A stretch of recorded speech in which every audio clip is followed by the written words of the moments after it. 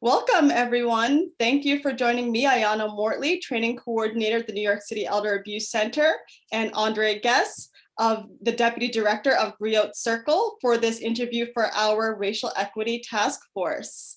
Thank you, Aundaray, for joining us as well. Thank you. Thank you for having me. I really appreciate it.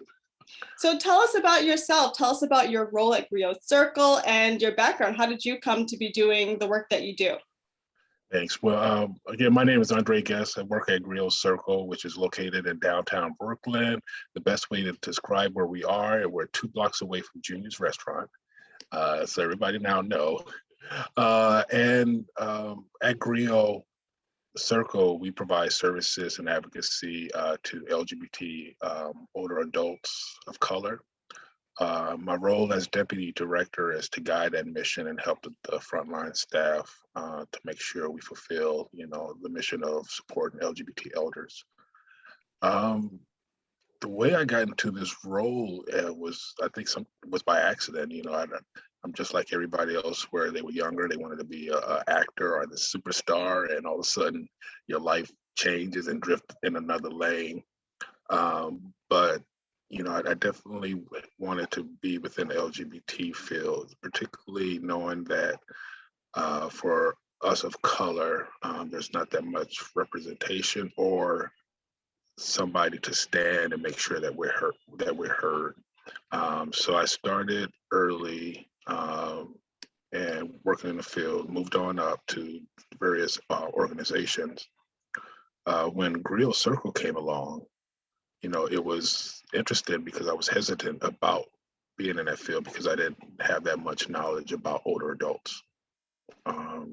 But recognizing that it was also LGBTQ older adults, it really fascinated me. So, took a chance, and there's a lot of similarities between the older adults and the younger population, but definitely the differences when we look at age. But again, especially as for older adults of color, they still have a lot of isms that younger folks of color still have. So there's still some comparison, and also, again, with age-wise differences.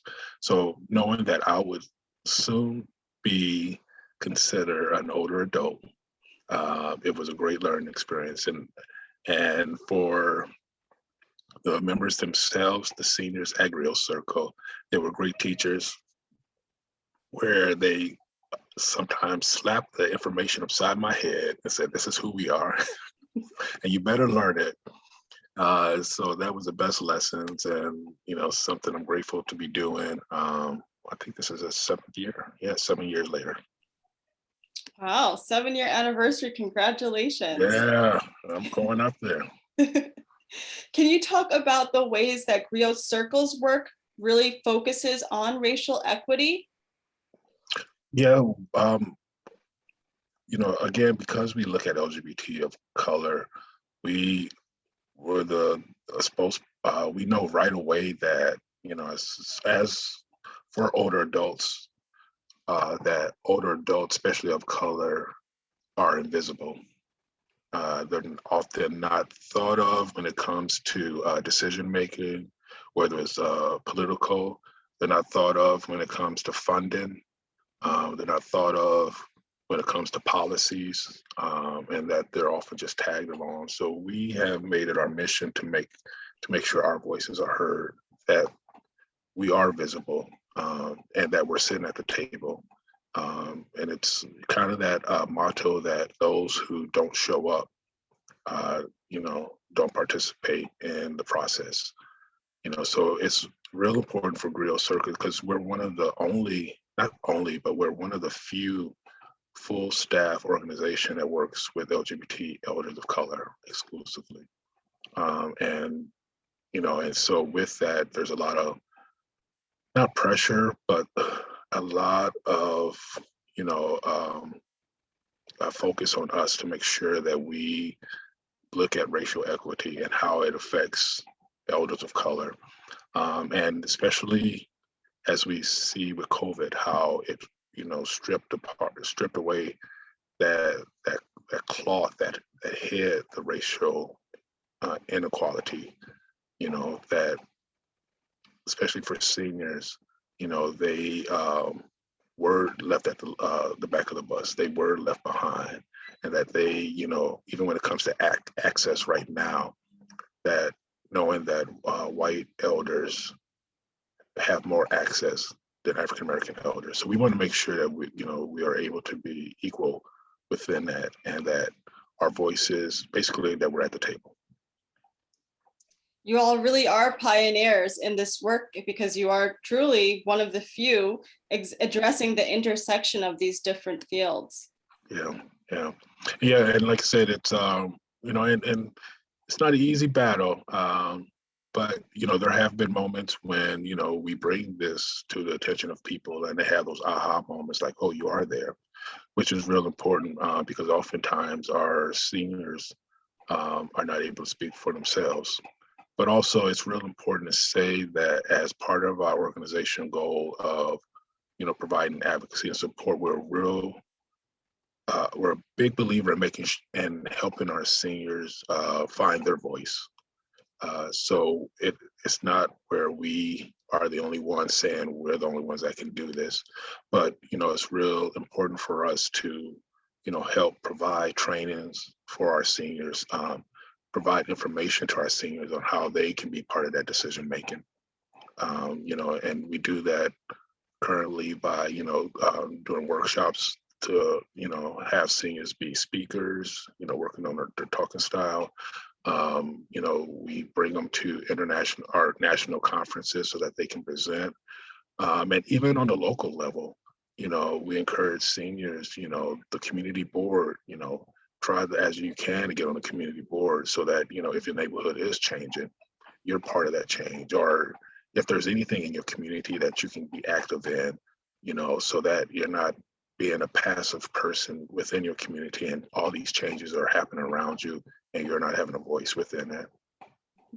That's extremely important work, making sure that those seniors can participate actively and that their voices can be heard. It's imperative for us to hear their voices. And so often policy is made without input from the populations who this policy is affecting. So that's really important work. And like you said, even if you don't join the board, go to those community meetings, raise your hand, challenge. But I mean, and I hate to say it, and and I know that one of the biggest thing that are impacting seniors, especially elders of color, is gentrification, the change in neighborhoods. And I let them know is like, when people arrive in a neighborhood, the first thing they do is go to those boards and those, those meetings. So they, so you have to do you have to understand the same tool, because that's the only way, you'll be part of that process. Absolutely. The people who are showing up to those meetings are being heard, and the community is changing around what they are advocating for. So if our populations don't show up and have their voices heard, the community changes will not reflect their needs. And you'd be left in the dust wondering what happened. As you're relocating into a neighborhood that you don't have no familiarity with. Have you ever had an experience that reminded you that race does matter in elder justice work? Yeah, I mean, for myself, there's been experiences, and then just to clarify that question, is it just myself or episode with somebody? I'm sorry. Just you specifically. It could be something maybe that you experienced in your work at GRIOT Circle or somewhere else. Have you had an experience that spoke to you and reminded you that this is important? Yeah, I'm a big believer, and I teach this, with our seniors, is when it comes to access to health, and in fact, I'm glad you asked that, because I just experienced something with my health where I literally last week I had to fire my doctor. And it was a situation where I could tell I wasn't being heard. I was coming in and I was, given only like this small 10-minute window. And, and then I made a complaint and there was nothing done. and then made another complaint. And then it was literally a letter that says, it literally said you're being too sensitive. Oh And my. then, yeah, and then I spoke to my primary doctor who was in there, and he shared that's not the case. That that there are, and it's on the Upper East Side that there are those who do not look like me. He's experienced where they get that time, and it's unusual that I'm going through this experience. And for me, it wasn't unusual because I've seen it before, where oftentimes as African Americans, we are sometimes put in a position where we have a professional, whether it's medical, educational, or whatever, that we are made to seem like, you're either, complaining, you're taking things out of context, and, or you're just like, too sensitive.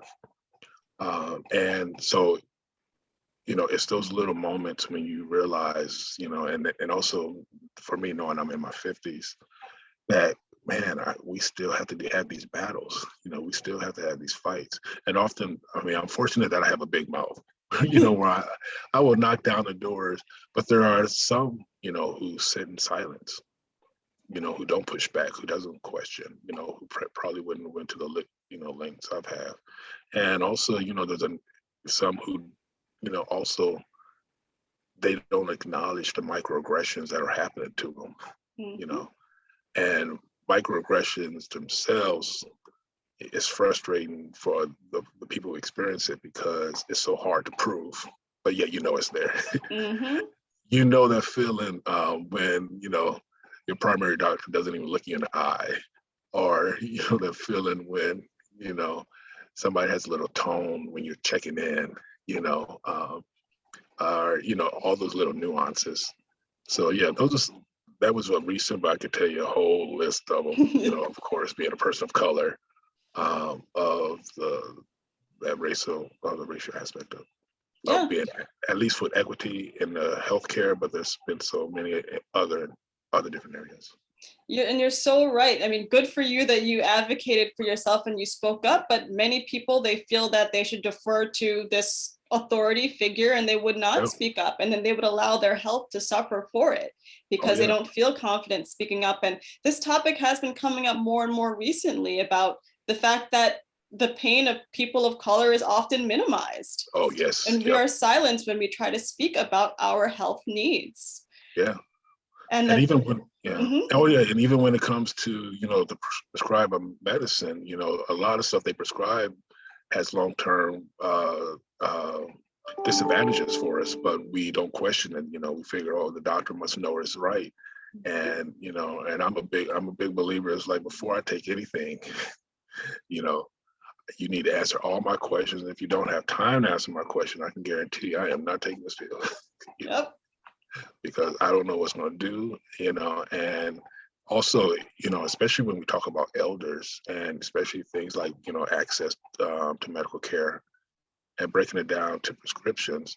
If you don't know me and what I've been through and what I'm currently taking, or my medical history, yet you're giving me something now that may counteract something that I'm already taking, that's a warning sign right there. And if you don't have that time to even talk to me about it, that's a big warning sign. So I implore for any, well, actually, you don't have to be an older adult, but anybody, you have that ability to fire any kind of professional that you're working with. Just say no thanks. Yeah, that's an important reminder. Sometimes we forget that we are the ones in control, and we do have a voice, and we can take charge of our own care. We don't have to resign ourselves to a situation where a relationship with a professional who's not meeting our needs and who's maybe putting us at harm because of that. Yep, I agree. Yeah, especially if I'm paying a copay. Oh no, you working for me. You're not getting my copay. So what's your hope for the future of GRIOT Circle?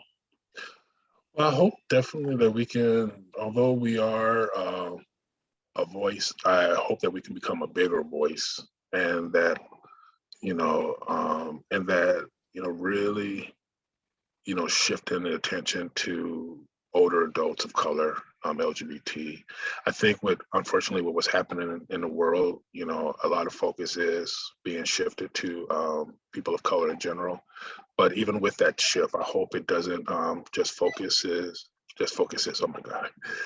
I hope it just. I hope it doesn't just focus on those who are considered under 60, and that, you know, if we are talking about Black justice, we're also including Black, not only Black elders within that, but also Black LGBTQ elders, because sometimes the struggle, you know, is more comfortable to talk about, you know, Black justice. But when we add the LGBTQ, then all of a sudden, even within our own community, we have a difficult time, you know, coming together for that. And so with that, you know, it's a, you know, with our future with GRIOT is, again, creating greater visibility, but also, you know, making sure that we have an impact. And I think the most important thing, and this is just my feeling, is that, you know, with GRIOT and with any other entity that offers a unique service, that it's not just GRIOT Circle, that what we are doing is work where, you know, we're throwing a rock in an ocean and we're creating ripples. And those ripples are other organizations that are now, you know, starting to work with LGBT or elders of color, or just elders of color themselves. So that it's not that we're in a battle alone, but also it inspires other opportunities for individuals to create their own, to address the needs of elders of color. Absolutely. You all are acting as a fantastic model that is inspiring others to do work like the work that you are doing. And you made a fantastic point earlier about how when we talk about Black justice, we kind of seem to refer to the African-American population as a monolith. And sometimes it allows us to overlook the subpopulations that that also have their own individual needs as well. And so your work is also important in drawing attention to the specific needs of different populations within the Black community. Yeah, it's definitely, because I mean, like with the Black Lives Matter, I mean, I've shown up and I've made my voice heard, you know, especially when it comes to, you know, the murder of our Black bodies. But I also want to make sure that people show up, you know, when me as a gay man, you know, may endure something, and that no doubts of, you know, standing up for me is created where people don't want to show up because I'm gay. But remember that, even though I'm gay, I'm still one of you. You know? That is that's such a fantastic point, and that's also something that continues to emerge, and then somehow it's overlooked again, that we talk about Black men, Black women who have been murdered, and we don't talk so much about the LGBT population too, who have been who have been suffered also at the hands of police officers and who have been murdered as well. That is not at the forefront of the dialogue and the marches that we have been doing quite often. Yeah, and unfortunately there's not been one march for any Black trans who have been murdered almost once a month, you know. And I know that there's a Black Trans Matters, but that's a whole separate movement. But within the bigger one, you know, we're marching. It'd be great that there was somebody marching, you know, for them, and knowing that their lives are also have value. And that speaks to further work that we have to do within the Black community as well, to ensure that there is recognition for all of our populations, all of our people. Yep, definitely. Yep, I'm there with you. So what do you hope to see changed in the greater systems, in community agencies, in law enforcement, in the resources that are available to our communities when it comes to racial equity and elder justice? You know, I wish to see more intentions of making sure that these systematic systems of inequality, especially racial inequality, is, you know, stripped or are dismantled within, you know, so many within many organizations, like you said, the community agencies, the politics, the justice system, oftentimes the intention is not there. It sometimes it's all about window dressing. We wait until something happens, just like the murder of George Floyd and the Black Lives Matter movement, when that was happening, and these corporations are coming out with, we stand with you, but then the pushback at these corporations is, oh, you stand with us, but yeah, we look at your staffing and your board, and you don't look like us, So it's easy to be window dressing this issue, but for the change in the greater system is to have intentions. If you're not intentional about it, and intentions also means from the top down, your board of directors, your stockholders or whatever, that it's not just talk. And also within these organizations themselves, the one frustrating thing for me was a lot of, especially after last year, that a lot of organizations started doing diversity trainings. And I hate diversity trainings. I usually don't use the word hate, but I dislike diversity trainings because diversity training means I don't have to go too deep. Diversity training means that instead of focusing on Black issues, we can focus on other people of color issues that are less threatening. We don't have to do that heavy of a lift. And then we can put it in our annual report and pat ourselves on the back. Yep. And so for me, all these organizations should remove diversity training and instead install within our systems undoing racism, because that will then make them look at issues, and it also will make them look at the systematic systems of how racism is ingrained within corporation, ingrained within, the hiring practices, ingrained within, those who are promoted or, are responded to.